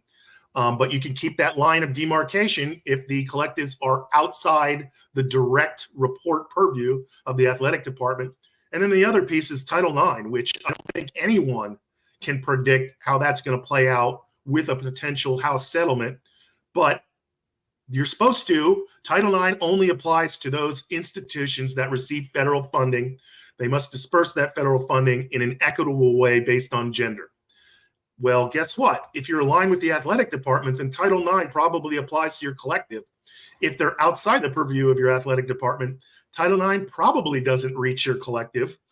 And that might allow you more freedom to dole out those NIL dollars, certainly than if Title IX is part of the consideration every time you identify a particular player to compensate. So I think those are the very real, scenarios behind the scenes that might keep a collective, might even keep an athletic department from wanting to maintain more control over the collectives.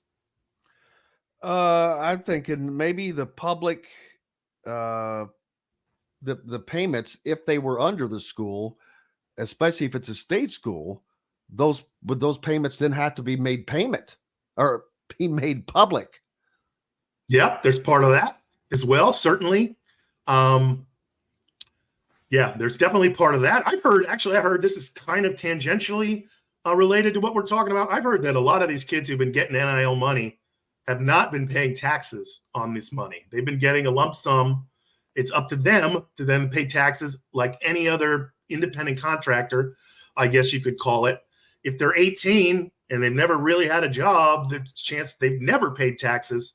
So it'd be interesting to see if that comes back negatively on some of these NIL groundbreakers, if you will, moving forward. But there's just so much involved with all of this and the fluid nature and the fact that everything is changing as we speak. Just this week, it's been a wild and crazy action-packed week in the roulette wheel world of college sports litigation and legislation, starting with that NC State case, if you care to talk about that. We'll talk about that when we come back. And we'll visiting with Michael Mangarelli, former NCAA attorney right now, talking about all that is going on with NIL and who's getting paid, how they're getting paid, and it ain't me. Brought to you by Boost Fundraising. If you know someone who's needing a fundraiser, whether it's a baseball team, softball team, doesn't matter, whatever, they do it all. Community fundraisers, just go to Boost Fundraising. They raise more money faster and offer the most unique, user-friendly online fundraiser in the nation. Your team receives personalized fundraising pages for each team member, free team-branded promo gifts shipped to each donor. Boost Fundraising does it all, like I said. Go to boostfundraising.com. Be sure to enter the promo code COIL, and you'll get a discounted fundraiser. We're back with more with Michael Mangarelli right after this. We'll be right back for more Indiana Sports Beat Radio with Jim Coyle, presented by Andy Moore Honda of Bloomington. Yeah, that's funny. No, the RS does not care if you average a double-double. They want their money. Money.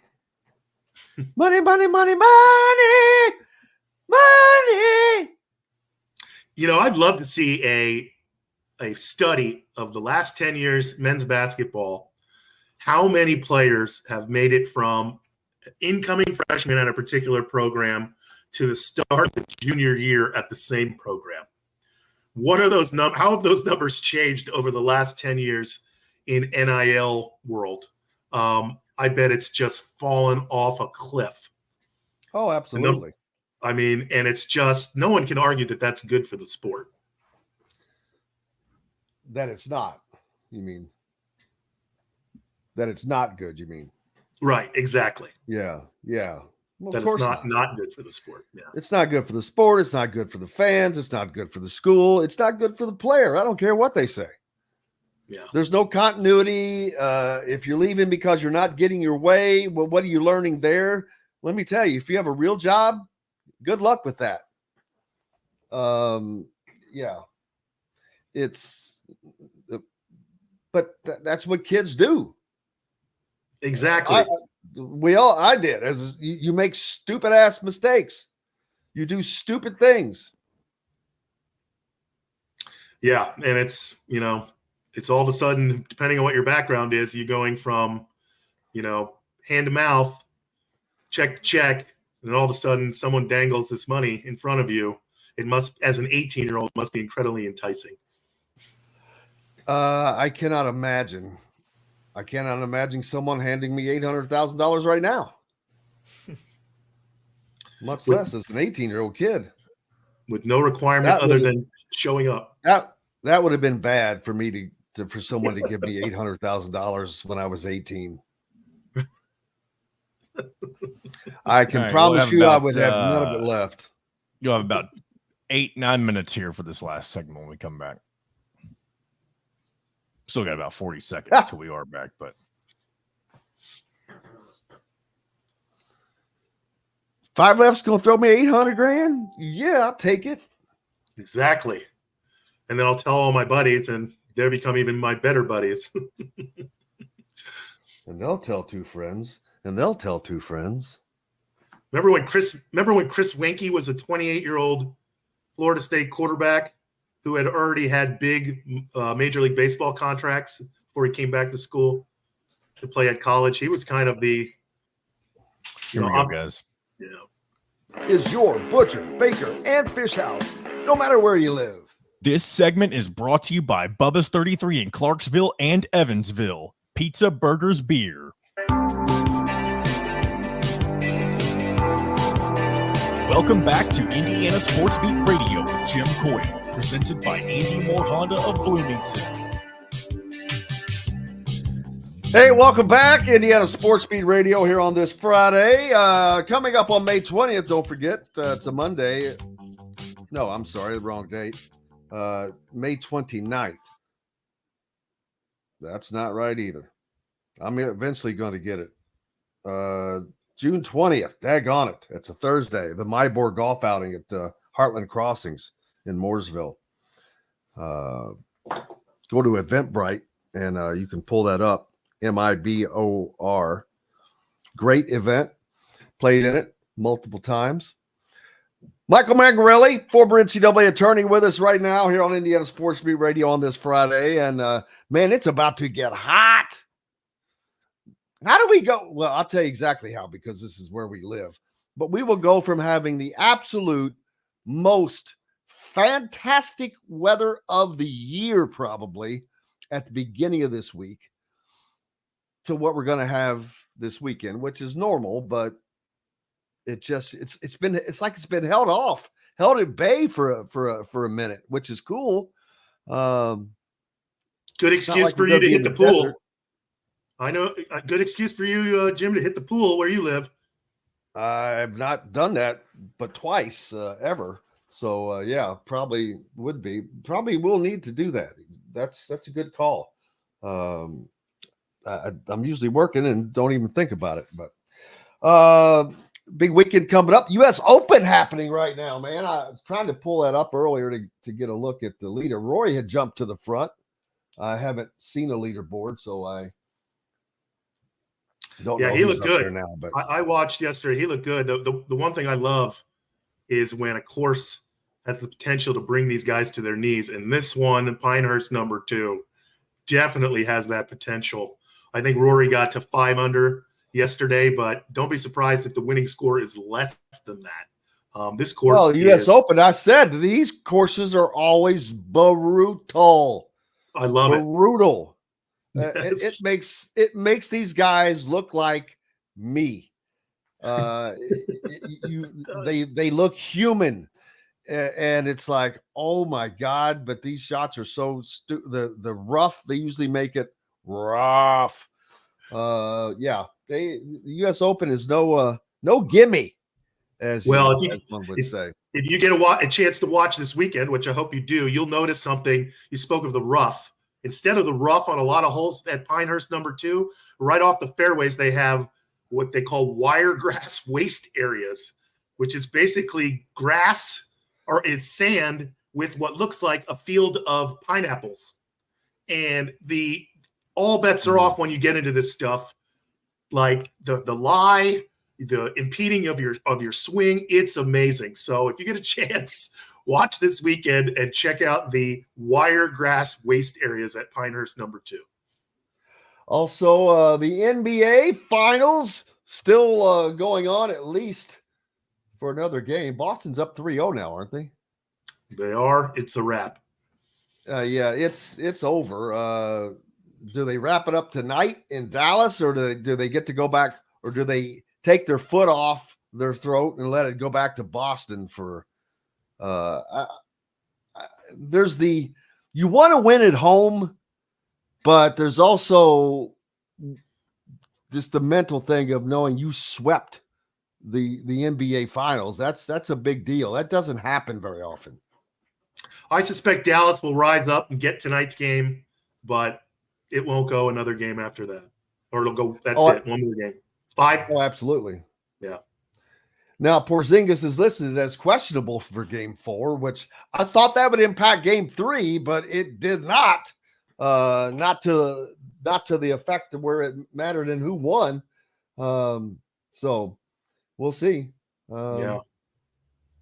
We'll see how that rolls. Oh, lost Jerry West this week. We talked about that earlier, but one of the most iconic figures in all of basketball.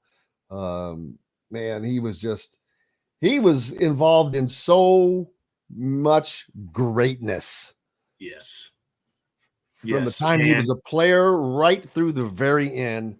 And that's a rarity. And almost universally loved based on everything I've ever read over the years. Whether it was teammates, coaches, when he was a GM, players he signed, players that played underneath him, universally loved. Jerry West, rest in peace. No Joey Chestnut in the July 4th hot dog eating contest. He signed with a competitor. The fact that we're even talking about a hot dog eating contest, kind of funny, but it became an iconic American thing. And there have to be other countries that do some stupid stuff like that. I know that there are. I don't know what those things are, but they're out there. Well, I'll tell you one thing: running with the damn bulls. That's that's up there. What's more dangerous to your health? Running with the bulls or jamming 50 hot dogs down in 10 minutes? I'm gonna go with the jamming the hot dogs. You can puke those babies up. I mean, it's amazing that it's like appointment TV every year for folks around the July 4th. I made the mistake of watching that hot dog eating contest once, I don't know, a decade ago, and it literally made my stomach turn in 30 seconds just watching it. And I absolutely will not watch it ever again. Not even a second. I can't. Yeah. Yeah. It's that's typical American. We're good for that. Right. So then the NBA is going to be over. That's going to be wrapped up. So sports are coming to a big time sports, except you got the WNBA going, which is something that I would have not said a year ago. But it has gotten attention right now. It's getting the attention, and good for them. And good for them. Not always for the right reasons, but correct. Caitlin Clark just came out and said, "Hey, y'all got to stop using me for your agendas." And I get it. I'm like, I've got Clark Lash. It's done. I'm done talking about the same old stupid stuff. I'm like, gee whiz, give it a rest. So what else? What are you going to be doing sports wise this weekend? Well, I think I'm going to go to the pool. I don't know if that counts as sports, but nope. Granted, I meant watching. You're going to watching the golf. Oh, for sure going to watch the golf. Rory, do you bet on golf? That's the one sport I like to bet on is the golf majors. So do I have action on this week? Yes. How do you? Yes. So what way are you betting? We don't have but about not much time left, 30 seconds. But so what is it that you're betting on in golf? Are you betting First on the player of the day or what? Well, I'd like to get a little action on one or two dark horses that I think are going to potentially win before Thursday actually happens. And the beauty of golf is, other than the Scotty Schefflers of the world, the worst odds you're going to get betting on one horse going into the tournament are 7-1, 8-1. Now he's like 3-1, but he's a Tiger-esque outlier at this point. So the potential payoff, it's like a roulette wheel payoff on anyone but Scotty Scheffler these days if you hit it right. But the bet I really like is the top 5 bet, which roughly is, so if you've got a guy's winning odds to be 10-1, the top 5 odds are usually 1/5 of that, so 2-1. And then the other thing is, like, that might be the bet you want to make after the cut. So you've got some guys who surprisingly make the cut, who look like their games are in good shape, but are still going off at 25-1, 30-1 on just the top 5 odds. The top 5 odds allow for one guy to go ahead and lap the field. It doesn't matter. You can still hit your bet. So the top 5 major golf bets is one of my absolute all-time favorite bets. There you go. Knock it up. We'll have to do that. That wraps it up, as a matter of fact. Big thanks to Shannon Griffith for joining us, Zach Osterman from the Indy Star as well, and Michael Mangarelli. We'll be chatting again as our resident NCAA attorney. Hope you have a good weekend and win some bets, my friend. You as well. Get to the pool, and we'll talk soon. Absolutely. Michael Mangarelli joining us there, and that's going to wrap it up. Like I said, cannot thank everybody enough. Big thanks to each and every one of you. Without you, they have no reason to be here. Great to have John, the producer, back. And we're back here on Monday to do it again. Go out and have yourselves a great, great weekend. Until then, I'm Jim Coyle. I will see you on the radio. Thanks for listening to Indiana Sports Beat Radio. Be sure to subscribe to our YouTube page for more clips and team coverage of Indiana basketball, football, and more. You can also find full episodes and tons of other content on thehoosier.com. We'll see you next time for another edition of Indiana Sports Beat Radio.